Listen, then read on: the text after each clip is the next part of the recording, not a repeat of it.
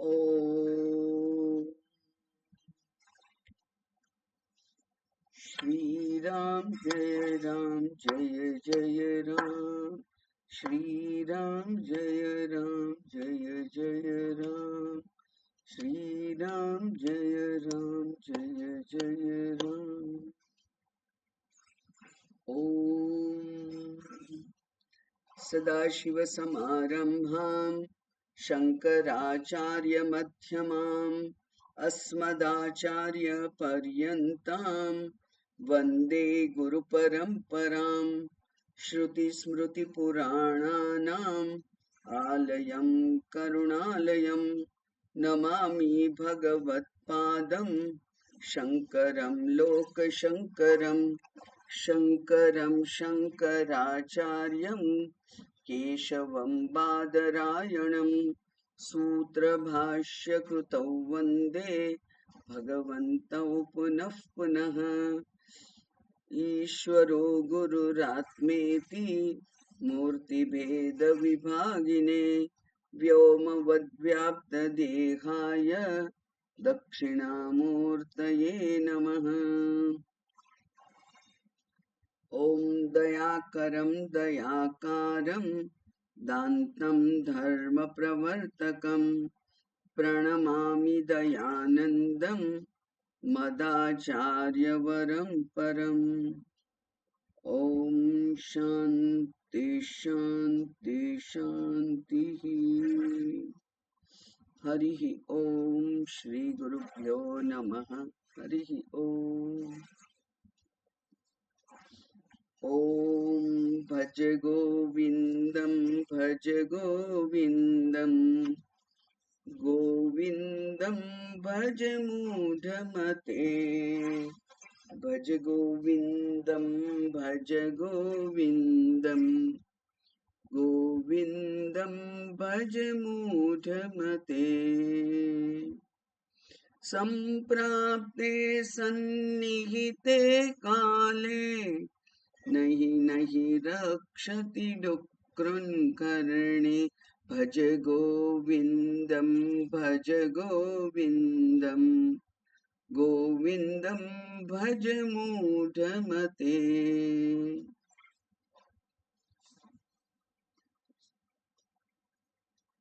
काते कान्ता धनगत चिन्ता वातुल किं तव नास्ति नियन्ता।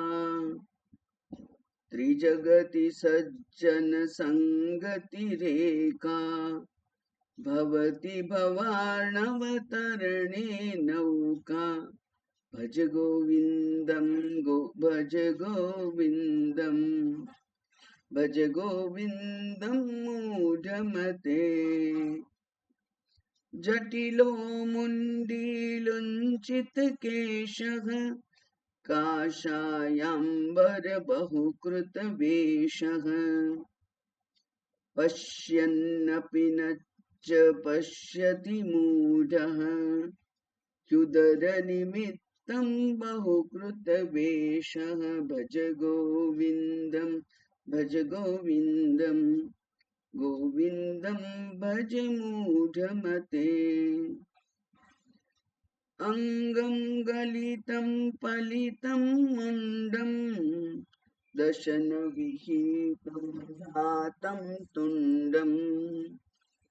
अङ्गं गलितं पलितं मूढं दशनविहीतं जातं तुण्डम्। वृद्धो याति गृहीत्वा दण्डम् वृद्धो याति गृहीत्वा दण्डम् तदपि न मुञ्चत्याशापिण्डम्। भज गोविन्दं भज गोविन्दं गोविन्दं भज मूढमते। अग्रे वह्नि पृष्ठे भानु रात्रौ चुबुकसमर्पितजानुः करतलभीक्षस्तरुतलवासः तदपि न मुञ्चत्याशापिण्डम्। आशापाशः भज गोविन्दं भज गोविन्दं भज गोविन्दं मूढमते.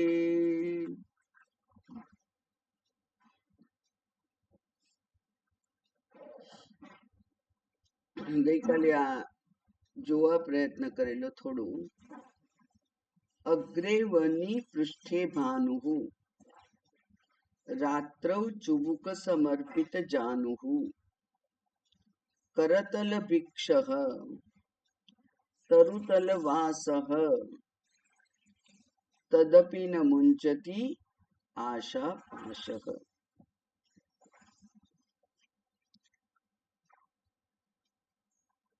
આ જે ઈચ્છાઓ છે આપણી, એ ઈચ્છાઓ આપણે કરતા નથી, એ થાય છે.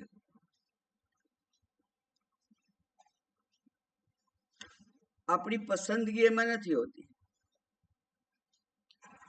એ આપોઆપ ઉદ્ભવે છે. આપોઆપ ઉદ્ભવે છે એને આપણે આપણા વર્તમાન જીવનમાં ગોઠવી દઈએ અને પછી એ આશા આપણા મનના ઉપર સવાર થઈ જાય.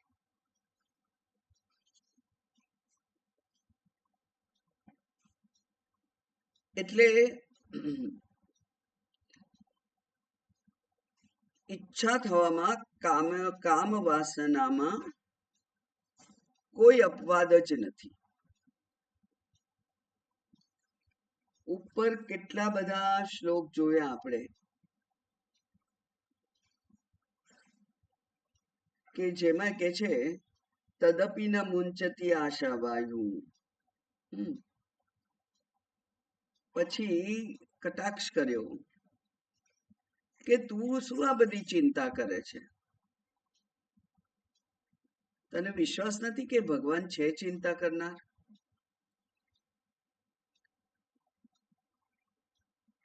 ત્યાર પછી કહ્યું, કટાક્ષ કર્યો સંન્યાસ વસ્ત્ર ધારણ, સંન્યાસ ઉપાધિ ધારણ કરવા માટે અનેક પ્રકારના દેખાવો એ સંન્યાસી કરે છે. તુંડે તુંડે મતિર ભિન્ના. જેને જે પ્રકારની દેખાવાની ઈચ્છા થાય એ પ્રકારનો વેશ કરી લે.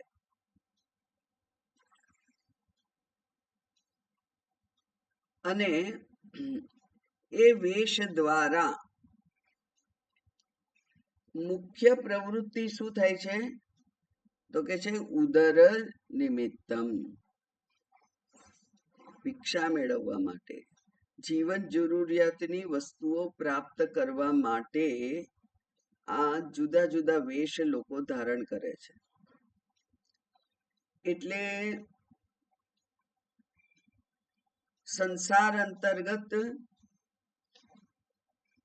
હું એકલો અને લગ્ન કરું એટલે પોતે એકલામાંથી ગૃહસ્થ જીવનમાં પ્રવેશે અને ગૃહસ્થ જીવનમાં પછી અનેક ઈચ્છાઓ થાય.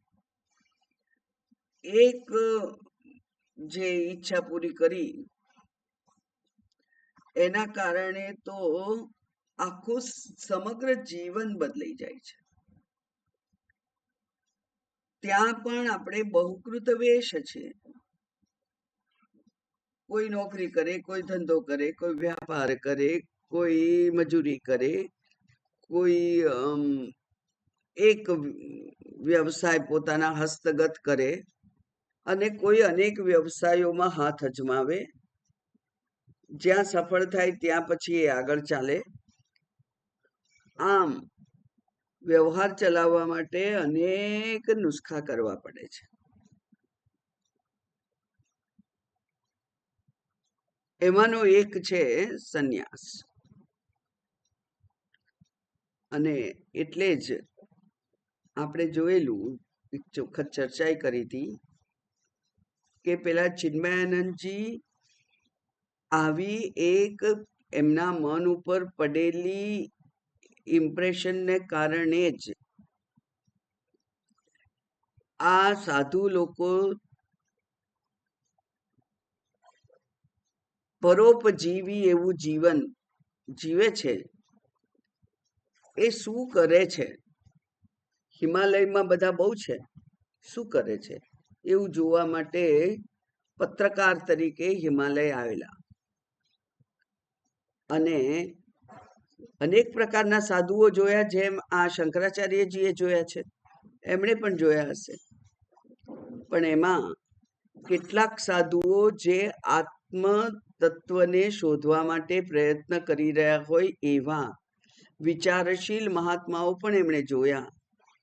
અને એ વિચારશીલ મહાત્માઓથી પોતે અભિભૂત થઈ ગયા અને પોતે પણ સંન્યાસી થઈ ગયા આ બ્રહ્મ વિદ્યાની પ્રાપ્તિ માટે. એટલે ખરેખર તો સંન્યાસનો હેતુ આત્મપ્રાપ્તિ જ છે. આત્મપ્રાપ્તિ માટે કામનાઓનો નિષેધ થવો જોઈએ. અને એટલે જ્યાં સુધી વ્યવહારિક ઉપાધિને સાપેક્ષ રીતે આપણે છોડી ના દઈએ ત્યાં સુધી વ્યવહારિક વ્યવસાય કરી અને ધન કમાવાની જરૂરિયાતને પણ આપણે નિષેધ ના કરી શકીએ. લગ્ન પણ કરવું હોય અને પછી વ્યવસાય ના કરવો હોય, એ બેય ના બને. લગ્ન કરે એટલે કે એક ઉપાધિ ધારણ કરે, એક જવાબદારી સ્વીકારે અને એ જવાબદારી પ્રમાણે જવાબદારી ભર્યું જીવન વ્યવસાયને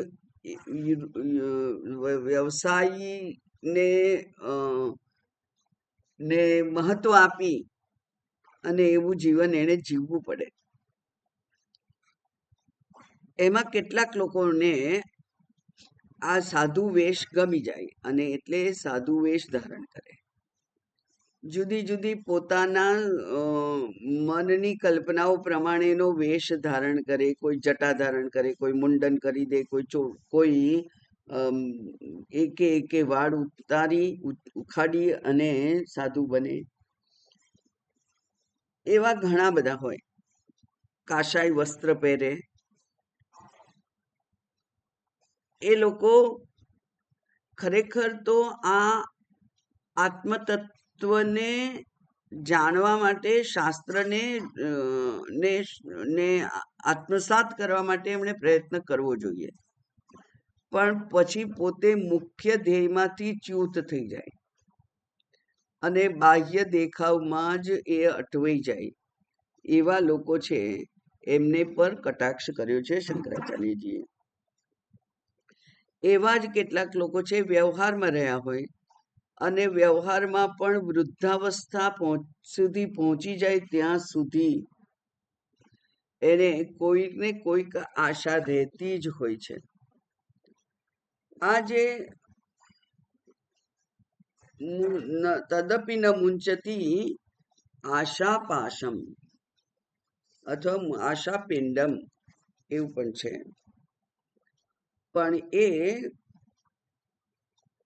જે આશાઓ હોય છે એ પોતે પરાવલંબી છે અને પરાવલંબનમાંથી છૂટવા માટેની બધી ઈચ્છાઓ હોય છે હંમેશા.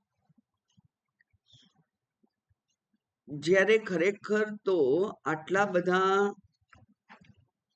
લાંબુ જીવન જીવ્યા પછી વ્યક્તિએ એવો વિચાર કરવો જોઈએ કે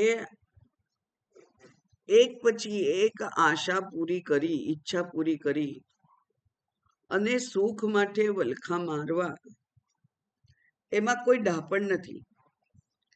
કારણ કે સુખને માટે ખૂબ બધો પ્રયત્ન કરવો પડે છે. એ ખૂબ બધો પ્રયત્ન કરીને પણ જે મળે છે તે કાયમ ટકતું નથી. એટલે આ જે પ્રવૃત્તિ છે એને ભગવાન શંકરાચાર્યજીએ ગીતાના ઉપોદ્ઘાતમાં 2 શબ્દોથી વર્ણન કર્યું છે. અને એ બે શબ્દો છે પ્રવૃત્તિ લક્ષણ ધર્મ અને નિવૃત્તિ લક્ષણ ધર્મ. નિવૃત્તિ લક્ષણ ધર્મ એટલે સંન્યાસ અને પ્રવૃત્તિ લક્ષણ ધર્મ એટલે ગૃહસ્થાશ્રમ. તો આ જે ગૃહસ્થાશ્રમ ઉપર સંન્યાસીની વાત કરી અને હવે કે છે ગૃહસ્થાશ્રમ. તો ગૃહસ્થમાં પણ સરકાર નોકરી હોય, સરકારી નોકરી, તો ફરજિયાત રિટાયર કરી દે.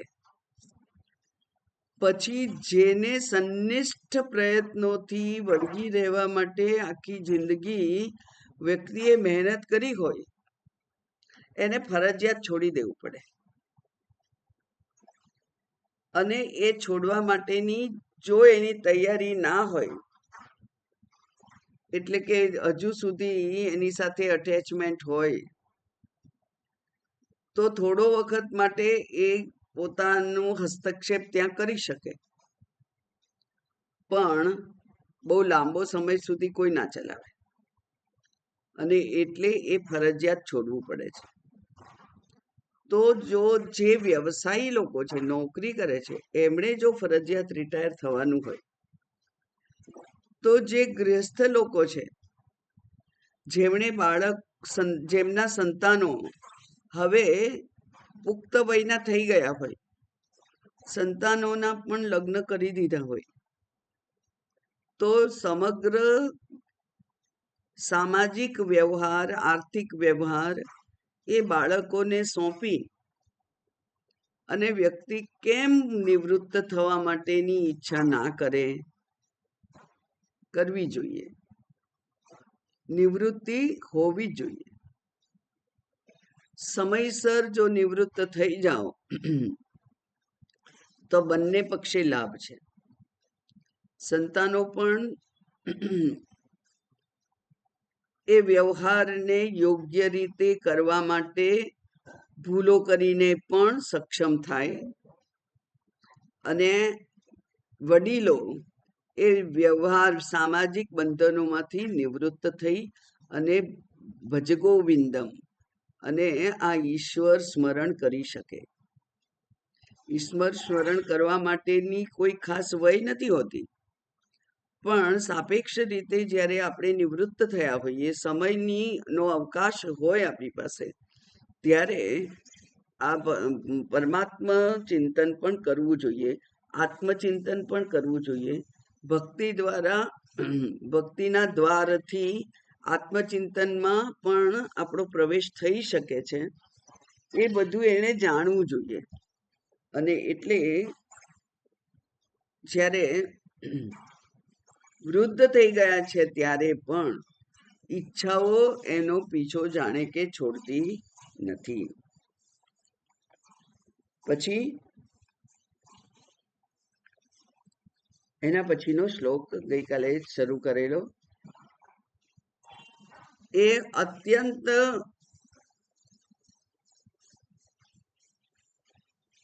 સિરિયસ એવું વિધાન કરે છે, કટાક્ષ કરે છે, કે છે અગ્રે વન્ની પૃષ્ઠે ભાનુ રાત્રૌ ચિબુક સમર્પિત જાનુઃ કરતલ ભિક્ષસ્તરુતલ વાસઃ તદપિ ન મુંચત્યાશા પાશઃ ભજ ગોવિંદમ ભજ ગોવિંદમ.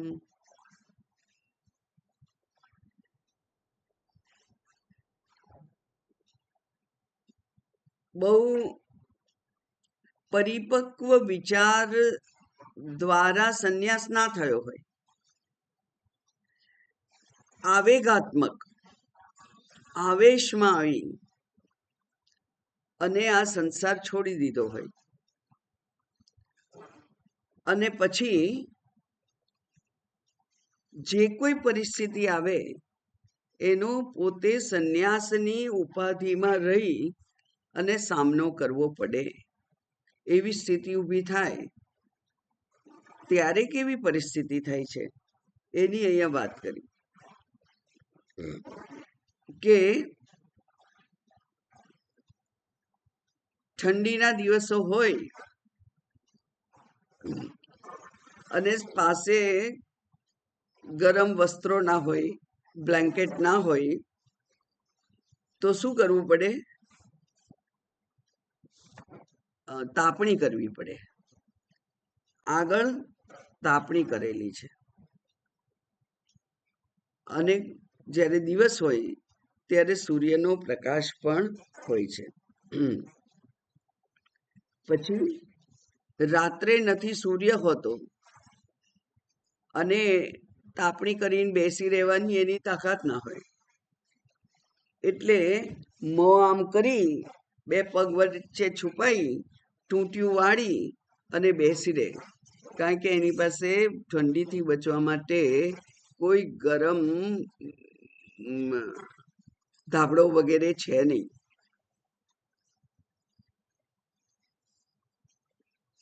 આવેશમાં આવી લોકોનું જોઈને એક જ કરપાત્રીજી હતા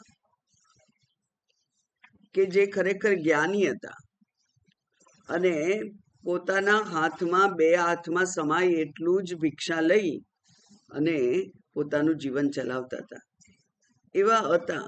હવે એનો અનુકરણ કરી અને પોતે પણ શું કરે છે? કરતલ ભિક્ષ. એની પાસે ભિક્ષા માંગવાનું વાસણ પણ નથી, કમંડળ પણ નથી. એટલે હાથમાં જ ભિક્ષા લઈ અને એ ક્ષુધા તૃપ્તિ કરે છે. એની પાસે રહેવા માટે ઘર નથી, એટલે તરુતલ વાસ, વૃક્ષ નીચે જ એનો વાસ છે. સંન્યાસી માટે જ્યારે પુસ્તકમાં એનું વર્ણન વાંચી અને વ્યક્તિ આવા વર્ણનથી આકર્ષાઈ અને સંન્યાસી થયો હોય, પણ એ પરિસ્થિતિમાંથી પસાર થવું અત્યંત કષ્ટપ્રદ છે. બહુ કષ્ટ થાય એમાં, તે સહેલું નથી. એટલે બધું એને છોડી દીધું. છોડી દઈ અને એની પાસે જરૂરિયાતની વસ્તુઓય નથી. પૂરતા વસ્ત્ર નથી, સિઝન પ્રમાણેના પૂરતા કપડાં નથી, ભિક્ષા માટેના પાત્ર નથી, રહેવા માટેની કુટિયા એને બનાવી નથી, એવું કંઈ નથી. આદર્શ સંન્યાસ જીવન જાણે કે જીવવા માટે એને પ્રયત્ન કર્યો હોય અને છતાંય પણ એને પણ આશાઓ છોડતી નથી. ખરેખર સંન્યાસ એ તાદાત્મ્યનો ત્યાગ છે. પેલી એક વાર્તા કાયમ યાદ રાખવા જેવી છે, બૃહસ્પતિ અને કચ્છની, કે જેમાં એણે બધું એક પછી એક ત્યાગ્યું, પણ તોય જ્યારે આત્મજ્ઞાન ના થયું ત્યારે એને થયું કે હવે હું શરીર ત્યાગી દઉં.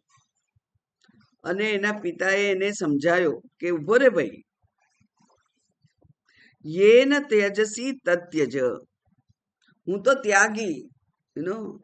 કારણ કે આપણે ઘણા બધા જેમ બધા નાગા બાવા હોય છે વગેરે, અત્યંત કષ્ટ હોય, પણ એ કષ્ટ પોતે જે આકર્ષણથી એ ઉપાધિને પ્રાપ્ત કરવા માટે, ધારણ કરવા માટે તૈયાર થયો હોય, એ ઉપાધિ એક વખત ધારણ કરી લીધા પછી એને વળગી રહેવું પડે છે.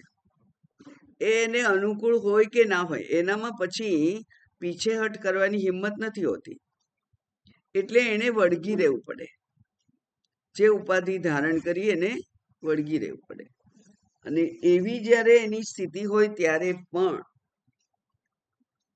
એ જે ઈચ્છાઓ છે, એ ઈચ્છાઓથી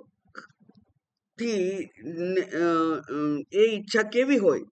તો એ કે છે કે શુભેચ્છા તો દરેકને હોય જ, એ ગૃહસ્થી હોય કે સંન્યાસી હોય. એને બાકી બધી ભલે જગત અંતર્ગત પદાર્થોની ઈચ્છા ના કરે તો પણ એને પોતાના સ્વરૂપ દર્શનની ઈચ્છા તો રહે જ છે. પોતે આ આત્મજ્ઞાની નથી એવું જ્યારે એને ખબર હોય ત્યારે અંદર એક અસંતોષ રહે છે. કારણ કે જ્ઞાની વિશે, જ્ઞાનીની અવસ્થા વિશે, જ્ઞાનીના મન અને શરીરની સ્થિતિ વિશે એણે વાંચેલું છે, સાંભળેલું છે, ખૂબ શ્રવણ કર્યું છે. એટલે મારી પણ એવી એવી એવી સ્થિતિ આવે, જ્ઞાનની ઉચ્ચતમ સ્થિતિ મને પ્રાપ્ત થાય એવી એની ઈચ્છા હોય છે. એટલે આત્મજ્ઞાનની, સેલ્ફ નોલેજની તો ઈચ્છા હંમેશા હોય છે. જો ધારણ કરેલું જે સંન્યાસ છે એ પ્રતિકૂળ હોય,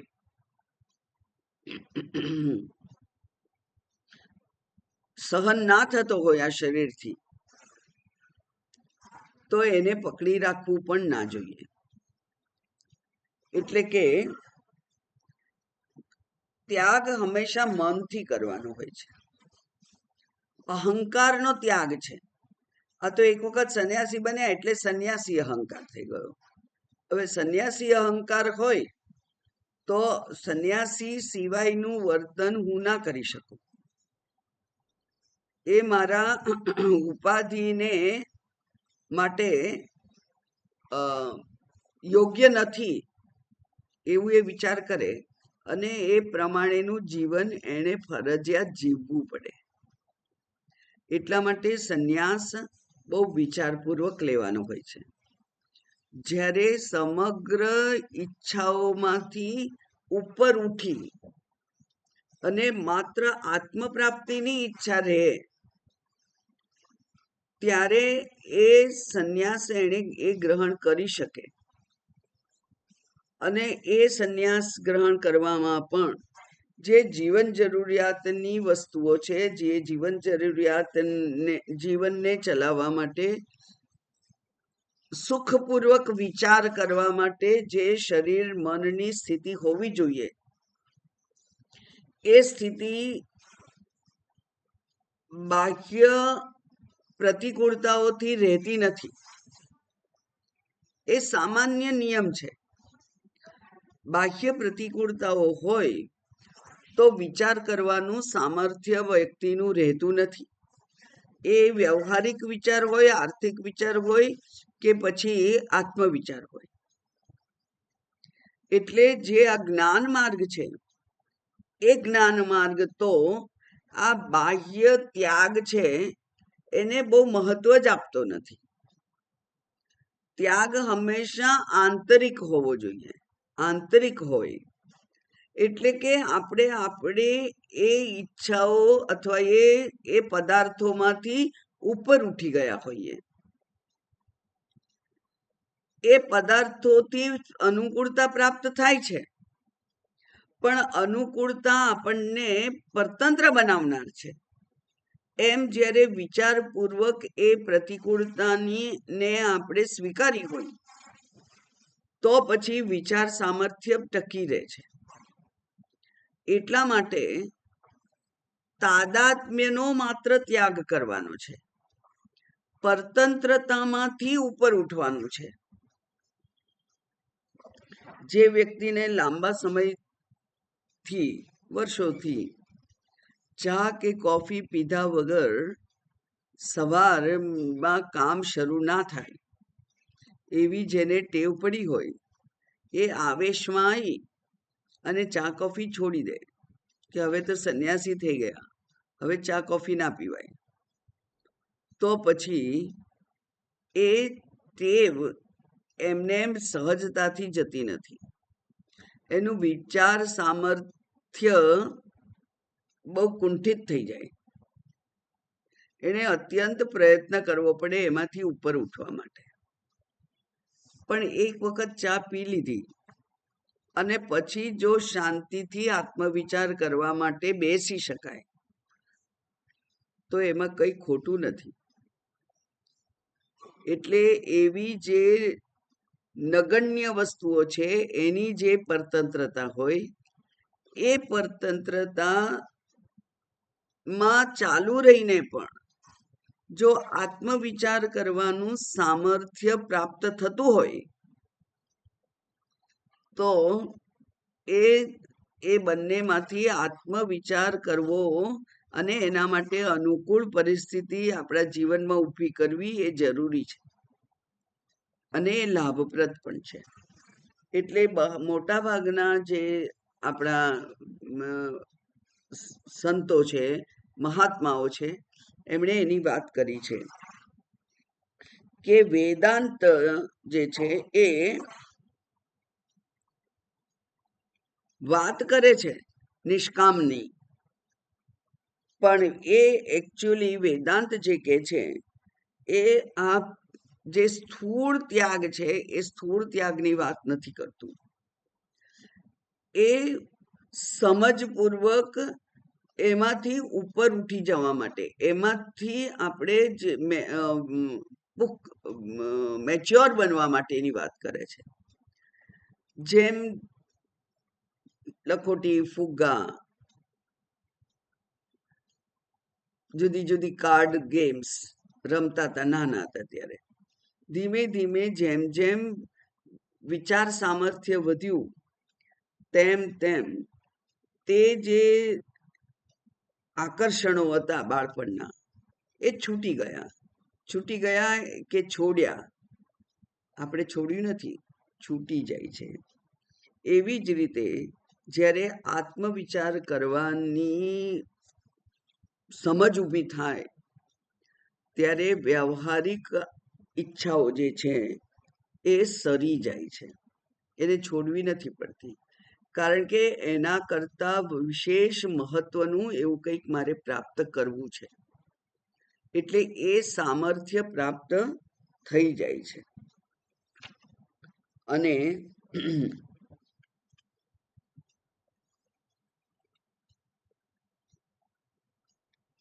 આપણે પછી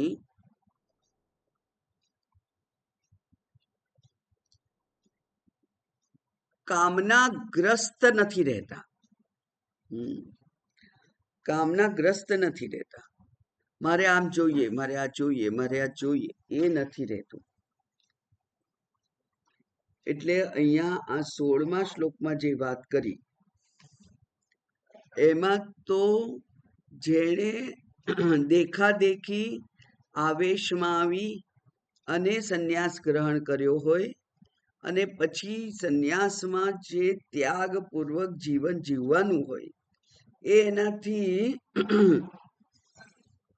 એ જીવતો પણ હોય, પણ છતાંય એમાંથી પણ છૂટવાની એની ઈચ્છા રહે છે. એટલે મટીરિયલ સુખો જે છે, ભૌતિક સુખો છે, એ ભૌતિક સુખોની ઈચ્છા ધીમે ધીમે ઓછી થાય, પણ આત્મા પ્રાપ્તિની ઈચ્છા એને હંમેશા રહે છે. એટલે અહીંયા પરિપક્વતાની વાત કરી છે. આપણો કોઈ પણ નિર્ણય પરિપક્વ હોવો જોઈએ. એક વખત છોડી દીધું પછી પાછું ગ્રહણ થતું નથી અને એના વગર રહેવાતું નથી, અને એના વગર જો રહેવું પડે તો આત્મવિચાર જેવો જે અતિ કલ્યાણકારી પ્રવૃત્તિ છે એ કરવા માટે મન સક્ષમ રહેતું નથી. માટે આ જે દેખાદેખી લેવાતા જે સંસાર છે, જે સંન્યાસ છે, એનો અહીંયા નિષેધ કર્યો. આગળ જોઈએ. કુરુતે ગંગા સાગર ગમનમ વ્રત પરિપાલમ અથવા દાનમ જ્ઞાન વિહીન સર્વમતેન મુક્તિમ ન ભજતી જન્મશતેન. આ આત્મવિચારનું બલિદાન આપી અને બાહ્ય સંસાર ધારણ કર્યો હોય, બાહ્ય સંન્યાસ ધારણ કર્યો હોય જો, તો કેટલી મોટી ખોટ છે એની વાત અહીંયા 17મા શ્લોકમાં કરે છે કે કુરુતે ગંગા સાગર ગમનમ, એટલે અહીંયા તીર્થયાત્રાની વાત કરે છે. ગંગાજીમાં સ્નાન કરે કે ગંગા સાગર સુધી જાય. કારણ કે એવું કહેવાય છે કે સબ તીર્થ એક બાર સબ તીર્થ બાર બાર ગંગા સાગર એક બાર. એ જમાનામાં બહુ, અત્યારે તો સારી રીતે જઈ શકાય છે, પણ એ જમાનામાં બહુ સારી રીતે નહોતું જઈ શકાતું. જ્યાં ગંગાજી અને સાગરનું મિલન થાય છે ત્યાં બંગાળમાં, પશ્ચિમ બંગાળમાં, કલકત્તાથી આગળ. એટલે એક આખો જમીનનો ભાગ છોડી દઈ, એટલે જમીનના છેડા સુધી પહોંચવું પડે. ત્યાર પછી થોડુંક બોટમાં કે એવું જવું પડે સાગરમાં, અને ત્યાર પછી ગંગાસાગરનો તટ આવે છે, ત્યાં જવાનું. એ અઘરી હતી, બહુ અઘરી એવી યાત્રા હતી. એટલે અહીંયા તીર્થયાત્રાની વાત કરી કે તીર્થયાત્રા કરે, ગંગા જાય કે ગંગા સાગર જાય, પછી વ્રત કરે. ઘણા બધા વ્રત પાલન, વ્રતના પરિપાલન કરે, ઉપવાસ કરે, જપ કરે, ભક્તિ કરે, અર્ચના કરે, પૂજા કરે, પ્રદક્ષિણા કરે, આ બધા વ્રત છે. તો વ્રત પાલન અથવા દાન કરે. એમ કહેવાય છે કે કળિયુગમાં સહેલામાં સહેલું કોઈ જો પ્રવૃત્તિ હોય આત્મ કલ્યાણ માટેની, તો એ છે દાન. જેટલું આપણી શક્તિ હોય એટલું, પણ એ દાન એ સૌથી સહેલી પ્રવૃત્તિ છે.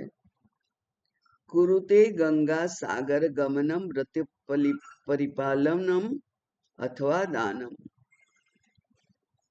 અહીંયા કર્યું કે આ બધી જે પ્રવૃત્તિ છે તે કર્મ ન કર્મણા ન પ્રજયા ન ધનેન ત્યાગેન એકેન અમૃતત્વ માનશું, એવું ઉપનિષદ કહે છે. એટલે જે કોઈ કર્મ કર્યા હોય એ અતિ કષ્ટદાયક હોય, કારણ કે કૃચ્છ ચાંદ્રાયણ વ્રત અતિ કષ્ટદાયક. એક એક કોળિયો ખાઈ વધારતા જઈ અને પછી પાછો એક એક કોળિયો ઘટાડતા જઈ અને ખાવાનું. 1 થી 15 અને 15 થી 1 એમ 1 મહિનાનું વ્રત છે. અતિ કઠિન છે, પણ એવા વ્રત પણ લોકો કરે છે. એક પગ પર ઊભા રહી અને તપ કરવાનું, ઉપવાસ કરવાના, આ બધું કર્યું હોય. આ બધાની જરૂર છે, પણ ક્યાં સુધી? એ કે છે કે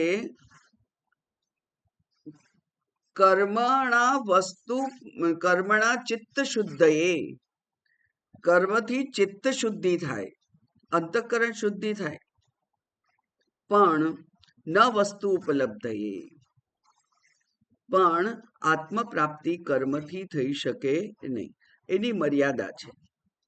એટલે કર્મ કરીએ, કોઈ પણ કર્મ હોય, એ તીર્થયાત્રાનું કર્મ હોય કે પછી વ્રત પરિપાલન હોય કે દાન હોય, સેવા હોય, ગૌ સેવા હોય, વૃદ્ધ સેવા હોય, સમાજ સેવા હોય, પર્યાવરણ સેવા હોય, બીજી કોઈ પણ પ્રવૃત્તિ કરો, પણ એ પ્રવૃત્તિથી માત્ર અંતઃકરણ શુદ્ધિ થાય. એનાથી વધારાનું જે આત્મ જ્ઞાન છે, અને આત્મજ્ઞાનથી જ મુક્તિ થાય, તો કર્મથી મુક્તિ થઈ શકે નહીં. એમ આત્મશુદ્ધિ કરવા માટે, અંતઃકરણ શુદ્ધ કરવા માટે આ વ્રત, તીર્થયાત્રા, દાન, સેવા પ્રવૃત્તિ બધું જ જરૂરી છે. એટલે કે એ બધા પગથિયાઓ છે. પગથિયાઓ ઉપર પગ મૂકી અને ઉપર જવાનો પ્રયત્ન ના કરીએ તો ટોચ ઉપર ના પહોંચાય. અને મુક્તિ તો છેક ઉપરનું પગથિયું છે, જે ટોપ લેવલ છે, ત્યાં સુધી ના પહોંચાય. માટે અંતઃકરણ શુદ્ધ હોવું જરૂરી છે. જેમ કે સરોવરના તળિયામાં ઘણા બધા રત્નો છે, પણ ઉપરની જે લીલ બાજેલી હોય એને દૂર કરી અને સ્વચ્છ પાણી જ્યારે મળે ત્યારે જો જોવા મળે તો તમે એનું બોટમ, એનું તળિયું જોઈ શકો. ત્યાં ઘણા રત્નો છે, પણ એ બધા ઢંકાયેલા છે, એ બધા કચરાથી ઢંકાયેલા છે. એવી રીતે આ આત્મ સ્વરૂપ પણ આ બાહ્ય પદાર્થોના આકર્ષણથી, ઈચ્છાઓથી, કામનાઓથી ઢંકાયેલું છે. એ બધી ઈચ્છાઓ, કામનાઓ ને દૂર કરવી પડે. એ આ ભક્તિના રસાયણથી દૂર થશે. એટલા માટે ભક્તિને રસાયણ કહેવામાં આવે છે. તો જે પ્રક્રિયા થાય એ પ્રક્રિયા શુદ્ધિકરણની થાય છે. આ બાકી જે કોઈ પ્રવૃત્તિ છે કર્મની, એ કર્મથી અંતઃકરણ શુદ્ધિ થાય, અને અંતઃકરણ શુદ્ધિથી જ્ઞાન પ્રાપ્તિનું જે અધિકારીત્વ છે એ પ્રાપ્ત થાય. એટલે અધિકારીત્વ પ્રાપ્તિ માટે આ કોઈ બધા જ કામો જરૂરી છે.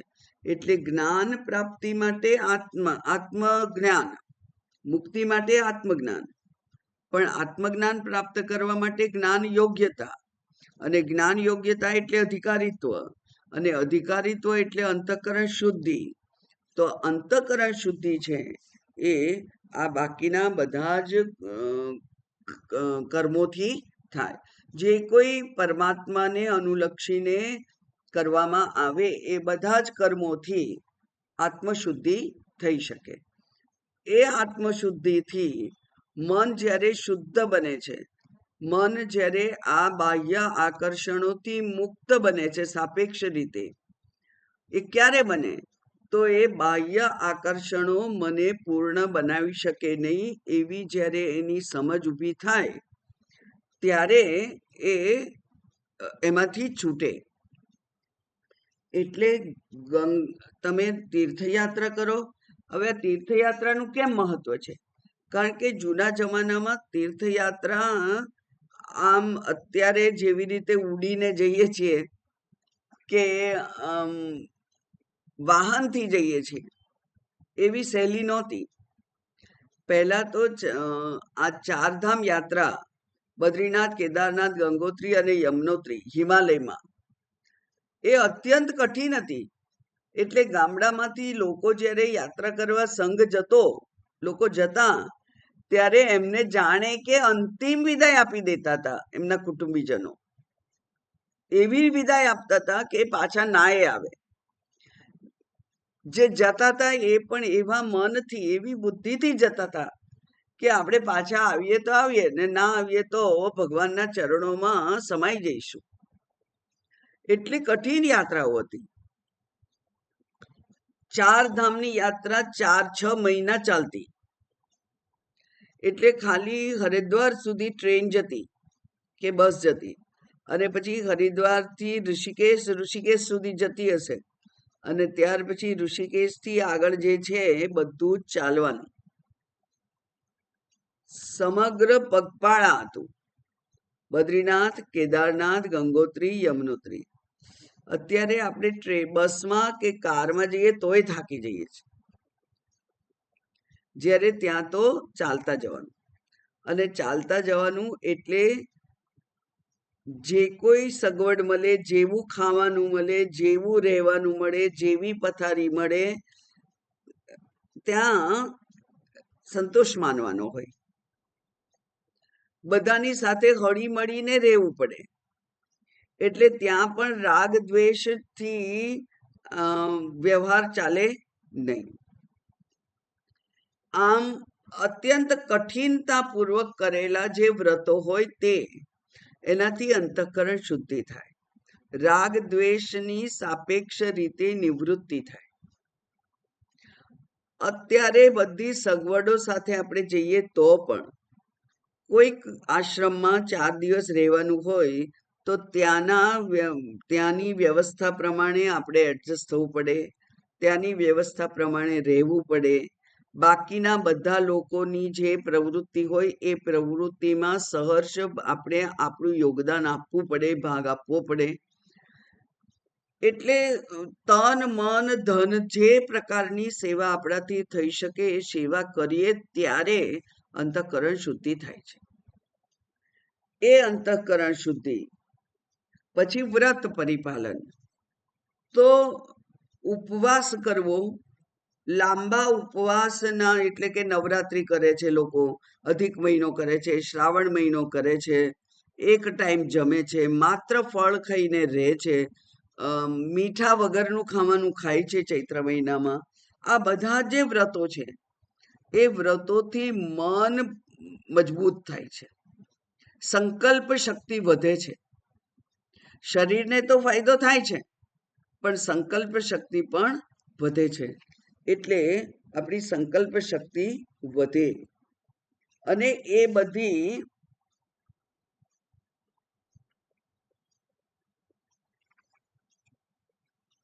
એના વડે શું થાય? તો એ કહે છે કે એના વડે આપણે આપણી મહત્તા સ્થાપન કરવી છે. એ કે હું તો વર્ષોથી હું શ્રાવણ મહિનો કરું જ, એટલે કે લોકો વખાણ કરે કે એ તો વ્રતમાં બહુ હોશિયાર છે, બહુ સક્ષમ છે વ્રત કરવા માટે. અમુક રીતે જ હું નવરાત્રિ કરું, અનુષ્ઠાન અમુક રીતે જ હું કરું. આ બધું જે કંઈ કરો છો તે એ પોતાની પ્રશંસા થાય, પોતાનું અહંકાર મજબૂત થાય એટલા માટે કરીએ છીએ કે આપણું ધ્યેય પરમાત્મા પ્રાપ્તિનું છે, એના ઉપર પણ આધાર રાખે. એટલે કંઈ પણ કરો, આપણે એક વખત જોયું હતું કે યેન ત્યજસી ત્યજ તત્યજ, એનો અર્થ શું થાય કે હું ત્યાગ કરનાર એવો જે અહંકાર થાય છે, હું ઉપવાસ કરનાર, હું દાન કરનાર, હું વ્રત કરનાર, હું આ ધાર્મિક અનુષ્ઠાનો કરનાર, મોટા મોટા યજ્ઞો કરનાર, કરાવનાર, એવા જે અભિમાન આપણને થઈ જાય છે, એ અભિમાન છે એ તો ખરેખર નીચે પાડનાર છે. એટલે અભિમાનથી ના થાય. આ બધું જે કરવાનું છે એ કરવા માટેનું લક્ષ્ય આપણને બરાબર સ્પષ્ટ હોય. શું લક્ષ્ય છે? કે આ બધા દ્વારા મારે મારું અંતઃકરણ શુદ્ધ કરવું છે, અને શુદ્ધ અંતઃકરણ દ્વારા મારે આત્મ પ્રાપ્તિ કરવી છે. એ જ્યારે ખબર હોય ત્યારે જ. એટલા માટે આગળના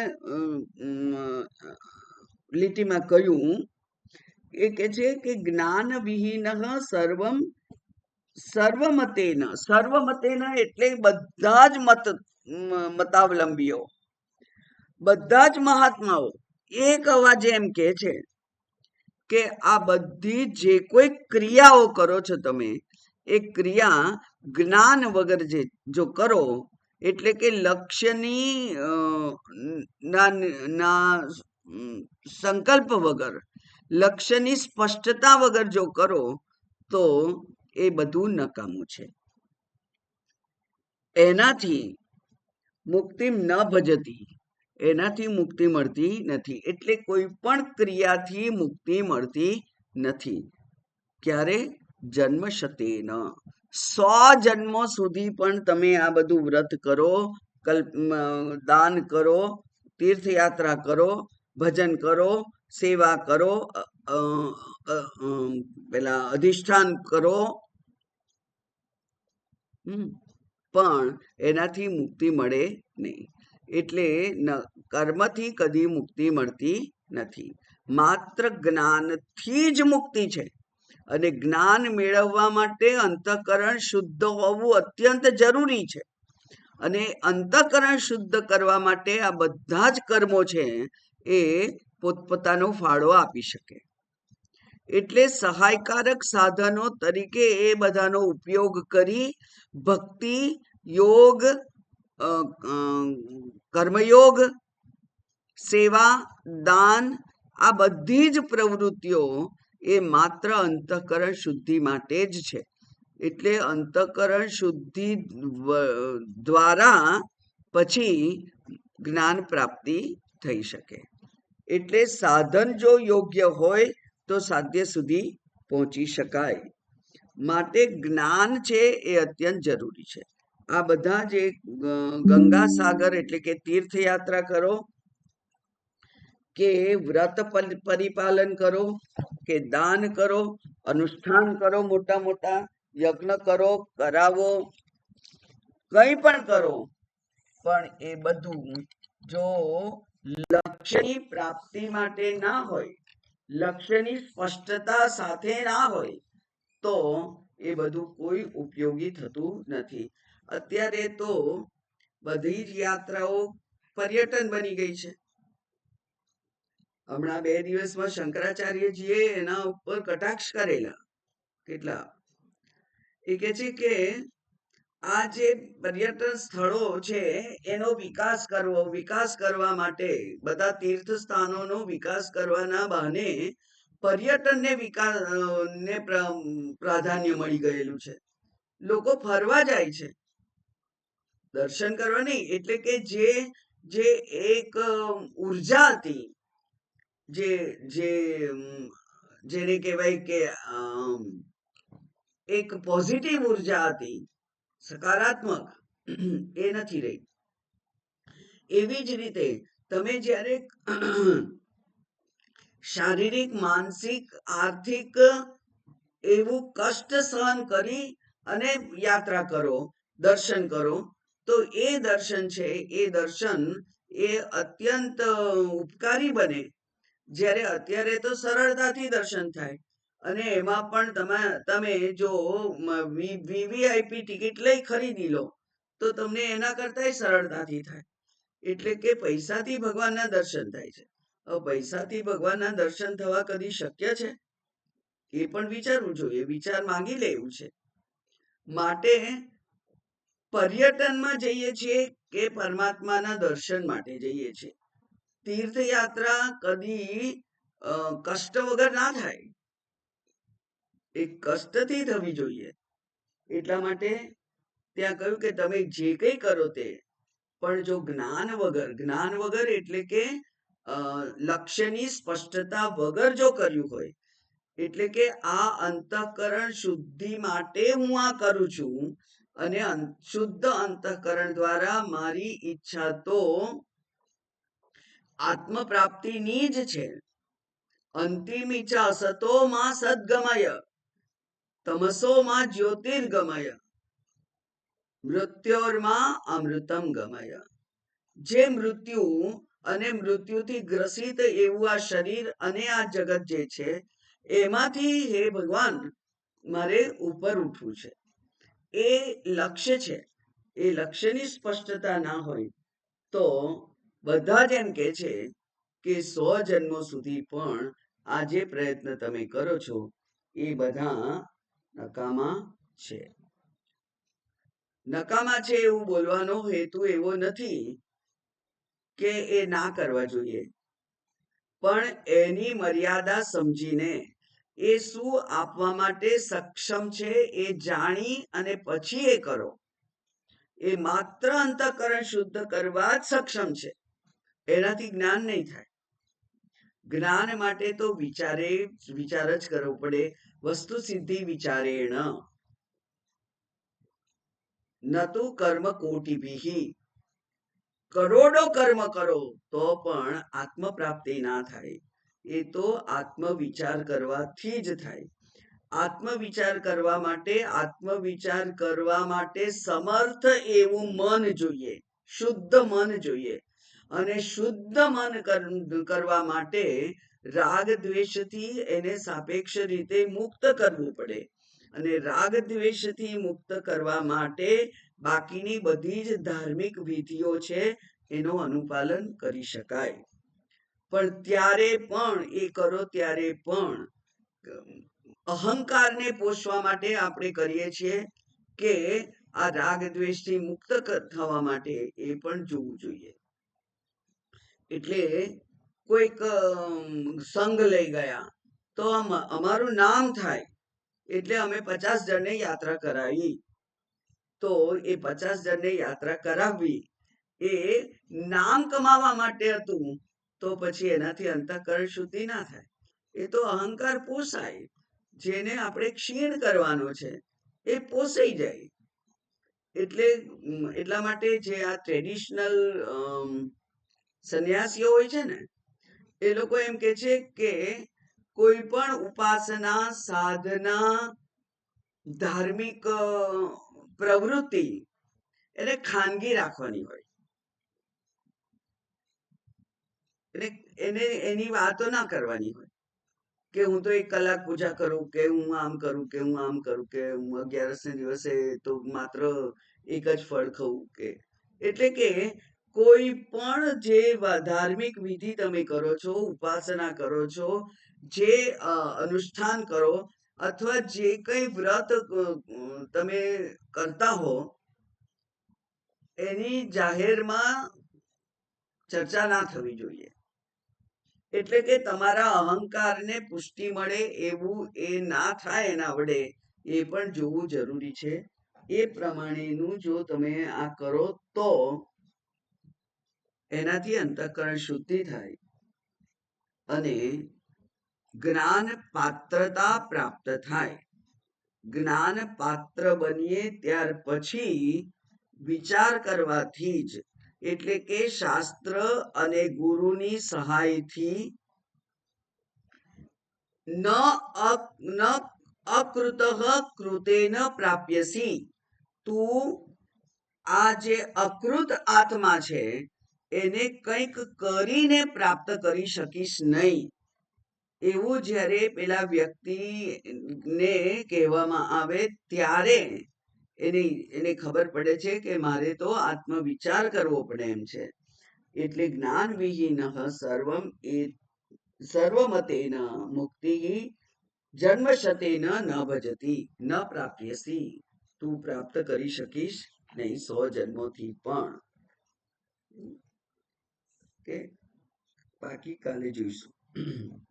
ઓમ પૂર્ણમદ પૂર્ણમિદમ પૂર્ણાત પૂર્ણમુદચ્યતે પૂર્ણસ્ય પૂર્ણમાદાય પૂર્ણમેવાવશિષ્યતે.